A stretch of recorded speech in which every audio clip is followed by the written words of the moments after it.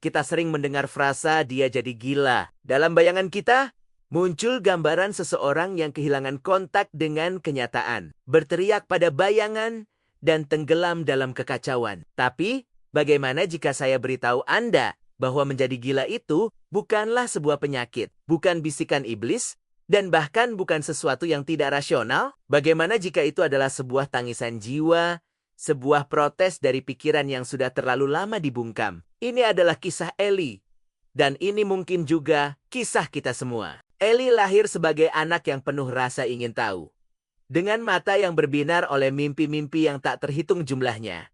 Namun, ia tumbuh dalam sebuah lingkungan yang hancur. Kemarahan ayahnya bergejolak seperti badai yang tak terduga, dan keheningan ibunya adalah jurang yang sangat dalam. Meja makan mereka bukan tempat untuk berbagi cerita, melainkan medan perang di mana kata-kata tajam dilemparkan seperti pisau. Eli belajar untuk berjalan di atas kulit telur, mengecilkan dirinya sendiri, belajar menjadi tidak terlihat agar selamat. Kerusakan yang sesungguhnya bukanlah trauma itu sendiri, melainkan penyangkalan terhadapnya. Senyum yang dipaksakan di depan umum, frasa klise seperti semuanya baik-baik saja, dan ketiadaan pengakuan bahwa ada sesuatu yang salah. Ini seperti melakukan gaslighting terhadap realitas itu sendiri, sebuah racun yang paling berbahaya. Trauma tidak hanya tersimpan dalam ingatan, ia tertanam di dalam tubuh kita, membentuk ulang sistem saraf, dan mengubah cara kita melihat dunia, orang lain,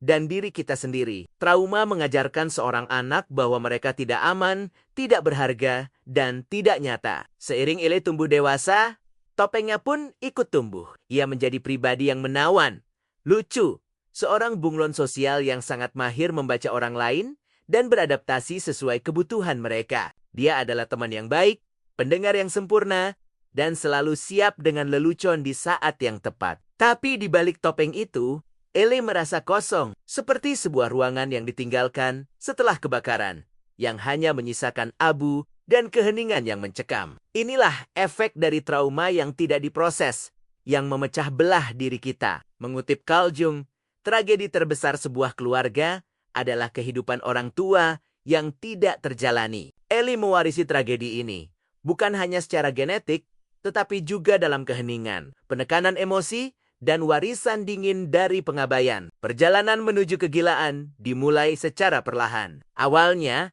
itu hanyalah insomnia, perasaan bahwa ada sesuatu yang selalu salah, kegelisahan yang merayap, paranoia yang samar, kemarahan yang membakar, dan kebencian terhadap diri sendiri yang tak terucapkan. Hubungan-hubungan Eli menjadi seperti ladang ranjau. Ia mendorong orang menjauh, lalu memohon mereka untuk tetap tinggal.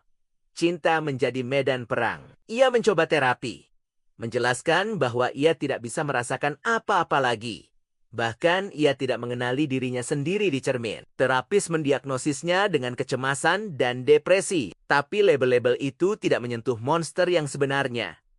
Rasa sakit yang terpendam begitu dalam, yang tidak pernah ia pelajari cara untuk mengungkapkannya. Ketika trauma diabaikan, ia tidak menghilang. Ia bersembunyi, ia tumbuh, ia menunggu. Dan suatu hari, ia akan muncul mungkin dalam bentuk kehancuran mental, kecanduan, atau keheningan total dari seseorang yang dulunya paling banyak tertawa. Kemudian, hal-hal aneh mulai terjadi. Eli mulai berbicara pada dirinya sendiri, berdebat, dan berteriak. Ia melihat simbol-simbol di tempat yang tidak masuk akal, meyakini bahwa alam semesta sedang berbicara langsung kepadanya. Pikirannya, yang kelaparan, akan ketertiban, mulai menciptakan makna di dalam kekacauan, mencoba memahami apa yang tidak pernah terselesaikan. Ini adalah trik kejam dari trauma yang belum tuntas. Tapi, disinilah kita harus memahami sebuah kebenaran penting.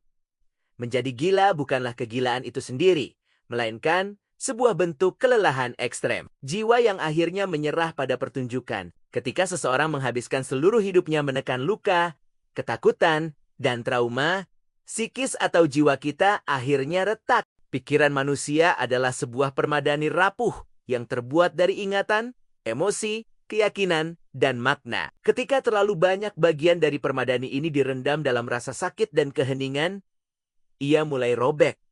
Anda tidak kehilangan akal sehat dalam semalam. Itu terjadi perlahan. seperti retakan di cermin yang merambat sedikit demi sedikit. Mengubur masa lalu tidak membunuhnya. Itu justru melipat gandakannya. Trauma yang tidak sembuh akan menjadi hantu yang terus menghantui hidup Anda. Dalam psikologi, ada konsep tentang diri palsu, versi diri yang kita ciptakan untuk bertahan hidup, bukan untuk hidup atau berkembang. Diri palsu ini memakai topeng dan mengubur kebenaran. Suatu hari, topeng itu pasti akan retak, dan yang tersisa hanyalah bayangan, kemarahan, kesedihan, dan bisikan-bisikan seperti, "Kamu tidak pernah dicintai sebagaimana seharusnya." Menjadi gila bukanlah penyakit atau iblis. Itu adalah psikis manusia yang hancur di bawah beban kepura-puraan. Kegilaan adalah protes jiwa, sebuah teriakan dari pikiran yang sudah terlalu lama dibungkam. Namun, ada harapan di titik terendah. Ketika segalanya runtuh, ketika kebohongan lenyap, topeng angkur, dan dunia tidak lagi masuk akal, Anda akhirnya ditinggalkan dengan satu hal yang mungkin bisa menyelamatkan Anda. Kebenaran. Kebenaran Eli adalah bahwa ia disiksa, diabaikan, dan tidak pernah dilihat apa adanya. Ia selalu mengatakan pada dirinya sendiri bahwa itu tidak penting. Tetapi itu selalu penting.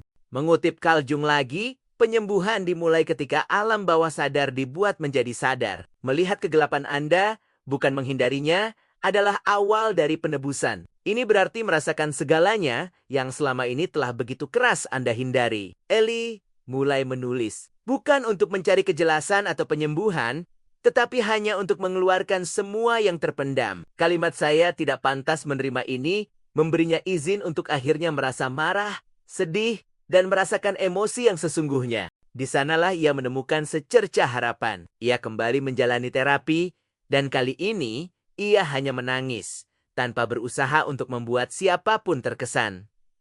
Ia tidak lagi merasa tersesat. Ia belajar bahwa kegilaan bukanlah musuh, melainkan sebuah pesan, sebuah panggilan dari bagian-bagian dirinya yang telah lama terkunci. Ketika ia akhirnya membuka pintu itu, bagian-bagian itu tidak menyerangnya. Mereka justru berterima kasih kepadanya karena akhirnya ia mau mendengarkan. Jika Anda merasa seperti sedang akan gila, ketahuilah bahwa Anda tidak rusak, Anda hanya terkubur. Penyembuhan bukanlah tentang menjadi seseorang yang baru, melainkan tentang mengingat kembali siapa diri Anda sebelum rasa sakit mengajari Anda untuk melupakan. Mulailah dengan keheningan, tetapi keheningan yang sadar, mendengarkan ke dalam diri, bukan keheningan karena terputus dari realitas. Menulislah, berteriaklah, berjalanlah, menangislah, lakukan semuanya dengan sadar dan tanpa rasa malu. Bacalah buku-buku yang membahas lebih dari sekadar gejala, yang menyelami alam bawah sadar. Seperti The Body Keeps the Score, Owning Your Own Shadow, The Drama of the Gifted Child. Atau Mem and His Symbols. Jangan sembuh untuk menjadi sempurna. Sembuhlah agar Anda bisa menjadi nyata, agar Anda bisa melihat ke cermin dan mengenali orang yang balas menatap Anda. Dunia tidak membutuhkan lebih banyak topeng. Dunia membutuhkan lebih banyak orang yang telah selamat dari bayangan mereka dan kembali dengan membawa kebenaran. Terima kasih telah menemani perjalanan ini. Jika cerita ini beresonansi dengan Anda, jangan lupa untuk subscribe dan bagikan. Sampai jumpa di video selanjutnya.